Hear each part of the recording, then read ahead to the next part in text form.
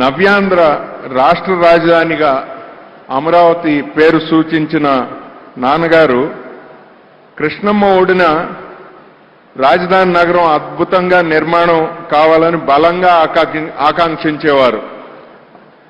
ఆ శంకుస్థాపనకు కూడా గౌరవ చంద్రబాబు నాయుడు గారి ఆహ్వానంపై వచ్చి ఆయన ఆనందం పంచుకున్నారు.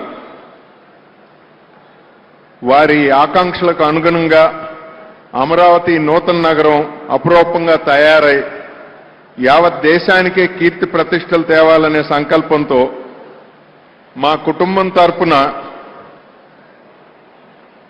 10 కోట్ల రూపాయలు విరాళంగా అందజేస్తున్నాం.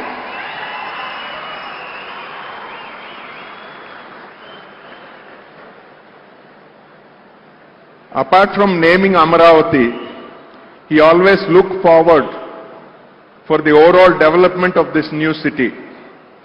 As a token gesture of the family for the continuance of his vision for this megapolis in the making, Amaravati, we are happy to present a check for rupees 10 crores to be used for the development of the city. ఈ video కానీ మీకు నచ్చినట్లయితే like, comment, share చేయండి. మరిన్ని updates కోసం subscribe చేయండి.